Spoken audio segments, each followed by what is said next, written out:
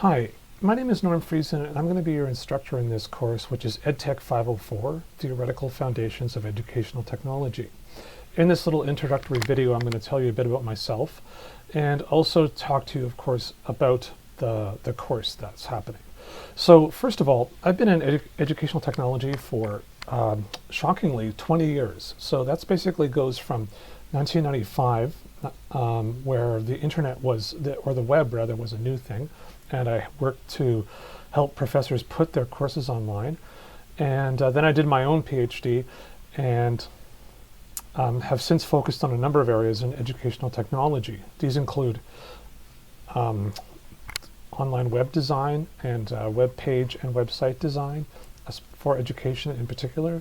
They've also included working with open educational resources, or what were then called learning objects, and trying to develop metadata specifically for those learning objects too, so that they can be classified and searched easily. I've more recently been working in the area of Web 2.0 and actually been focusing quite a lot on theories of education and theories of technology as well. So theories have been my bread and butter for quite a number of years now, and I'm really looking forward to working with you in this course on some of these theories. So about the course. The course is focuses on questions about what technology is and on the question of different theories of learning. So what is technology? How do we understand technology in the classroom? What was technology in the classroom? And what are the main ways that we understand learning so that we can efficiently apply these technologies in educational classroom contexts? The course also is going to bring questions about technology and education and learning into a relationship with the classroom, with teaching and learning. And an important emphasis on the course overall is to put what's happening now and what's been happening over the last couple of years into context. Because the ongoing developments in educational technology, which have been happening really rapidly over the last 20 years or more, can often seem overwhelmingly new and complex. And to understand these, it's really useful to look at what's happened in the past, because this has been happening, like I said, for 20 years. But the thing is that non-internet or pre-internet technologies and pre-digital technologies even have been important in the classroom really since the beginning of education. And I talk about that in one of the in a presentation or a short paper in one of the units of the course.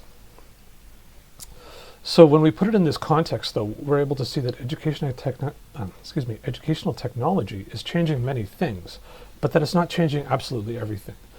It's also really, really important to learn from the past, to understand the kind of dynamics that educational change goes through or doesn't go through, because it's very notoriously change resistant, and to understand where many false promises and errors have been made in bringing what were, say, in the 1950s, new technologies and educational practice together. So an example of that from the 50s would be educational TV.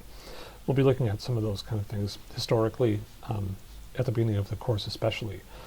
Another important emphasis in the course is on being critical. So when we talk about technology and education, one of the things that comes up is that there's a lot of claims being made about what technology can and can't do. There's a lot of buzzwords that are flying around about education and technology and educational reform with technology that I want to help you avoid some of the misconceptions that some of these buzzwords and trends have been feeding on. So just a couple of examples of these misconceptions that we'll be exploring early in the course are the misconception about learning styles, which is pretty widespread, and because they actually don't exist. And also another example would be about technology on its own changing or improving learning. Generally, research shows with great consistency that just dumping technology into a classroom doesn't really help learning outcomes on its own.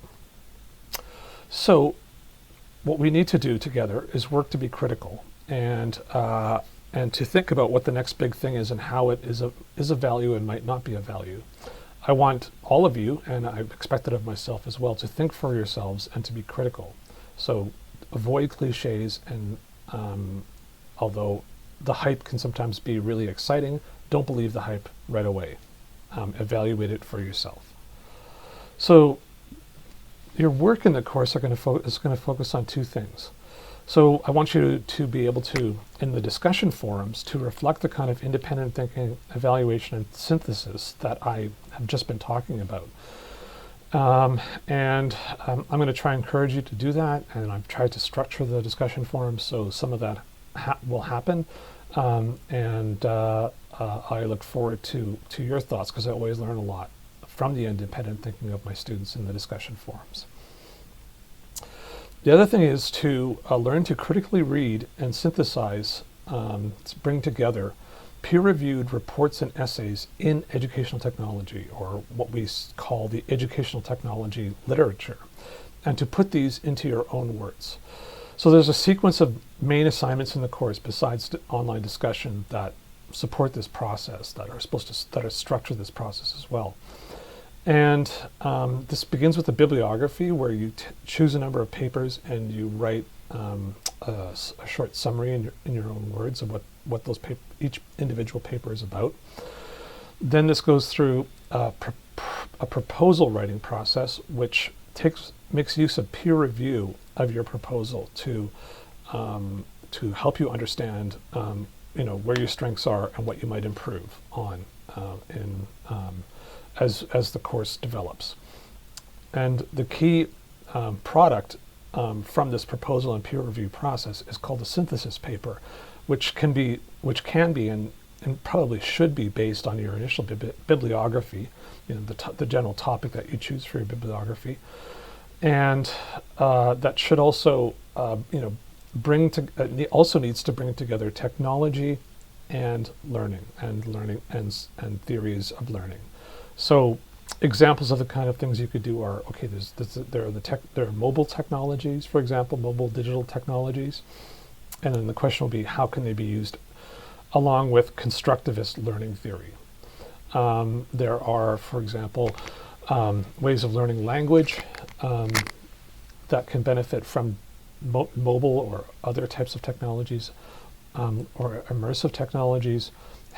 What does language learning theory say? And some of it is kind of behaviorist. What does that type of theory say about language learning, such that computers and technology and digital technology can be used to assist people in learning a new language? So just a couple of examples. We'll be learning about and discussing a lot more possibilities, and I really look forward to seeing you all in the course. Bye for now.